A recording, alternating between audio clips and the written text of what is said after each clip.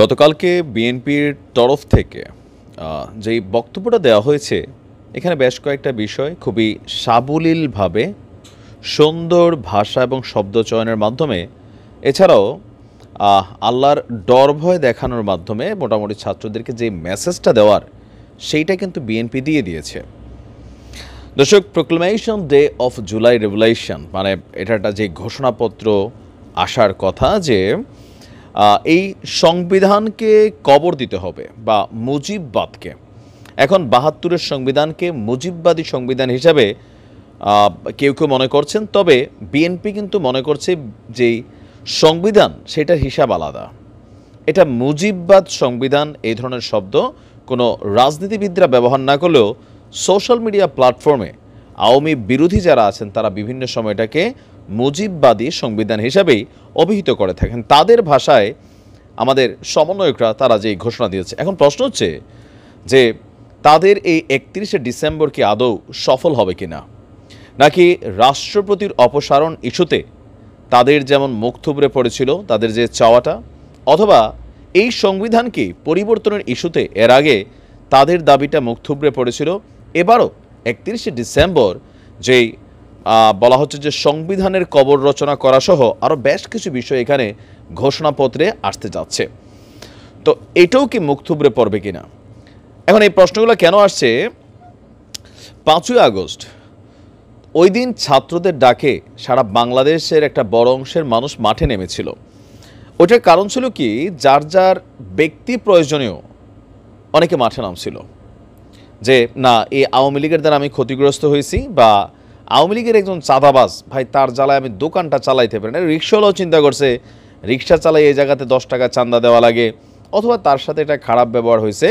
তো এইরকম প্রতিটা মানুষ এবং প্রত্যেকটা মানুষ বা দল গোষ্ঠী যারা আওয়ামী লীগ সরকার কর্তৃক নির্যাতিত হয়েছে, নিগৃহীত হয়েছে, ইভেন আওয়ামী লীগের মধ্যে থাকা অনেক মানুষও ওই দিন নীরব ছিল, কারণ তারা নিজেরাই তাদের সরকার ক্ষমতায় থাকার পরে তারা মনে হয়েছে যে বিরোধী দল ক্ষমতায় থাকতে ভালো, এমন জীবনযাপন করেছে। তো ওই দিনের হিসাবটা আর আজকে যে ৩১শে ডিসেম্বরের হিসাবটার মধ্যে আকাশ পাতাল ব্যবধান, কারণ বিএনপি এই মুহূর্তে তাদের কোনো নেতাকর্মীরা এই ৩১শে ডিসেম্বর বোঝাই যাচ্ছে যে তারা সেইখানে থাকবে না, আওয়ামী লীগ সেইখানে যাচ্ছে না, জামাত ইসলামের অবস্থান নিয়ে সন্দেহ আছে, জেলেও গেলেও যাইতে পারে এমনটা ধারণা করা হচ্ছে। তবে তাদের এই যে ৩১শে ডিসেম্বরের ঘোষণা, এটা সরকার বলছে সরকারের সাথে কোনোভাবে সম্পৃক্ত না, এটা একটা প্রাইভেট তাদের একটা নিজস্ব দাবি। যেমন গতকালকে আমরা দেখেছি আমাদের চিকিৎসকরা তাদের যে বেতন ভাতা আছেন সেটা ২৫,০০০ থেকে ৫০,০০০-এর দাবি করেছেন, পরে ৩৫,০০০ এটা সেটেল হয়েছে, কিন্তু এইটা আবার বলতেছে সরকার যে আগামী জুলাই মাস থেকে কার্যকর করবে। চিকিৎসকরা বলতেছেন না ভাই, এটা জানুয়ারি মাস থেকে কার্যকর করতে হবে, তাই না? তো আমি মনে করি জানুয়ারি থেকে কার্যকর করাটা বেটার। যাই হোক, তো ওই রকম একটা দাবি।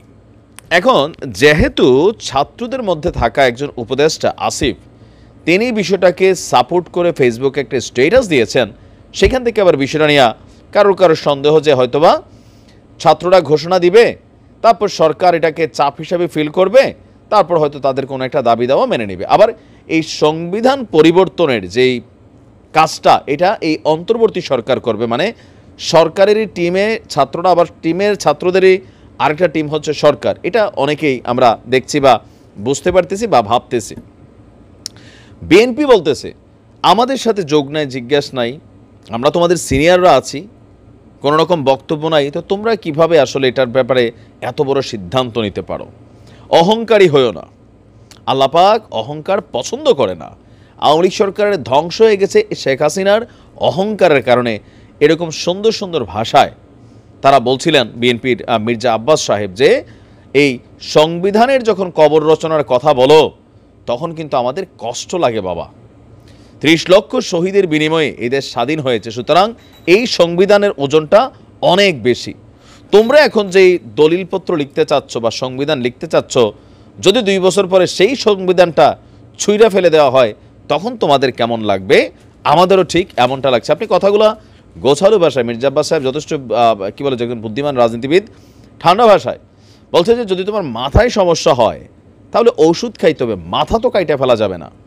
সংবিধানে থাকতে পারে যে যে জায়গাগুলোতে আপত্তি বা সমস্যা সংস্কারের দরকার বা পরিবর্তনের দরকার, ওই জায়গাগুলোতে সংশোধন আনা হবে। কিন্তু পুরো সংবিধান কবর দেওয়ার বললে আমরা যারা তোমাদের সিনিয়ররা আছি আমরা কিন্তু এটা নিতে পারি না। আর তোমরা এককভাবে এই সিদ্ধান্ত নিতে পারো না, কারণ হুট করে আইসা 15-16 দিনে তোমরা কিন্তু এই শেখ হাসিনা সরকারকে হটাও নাই।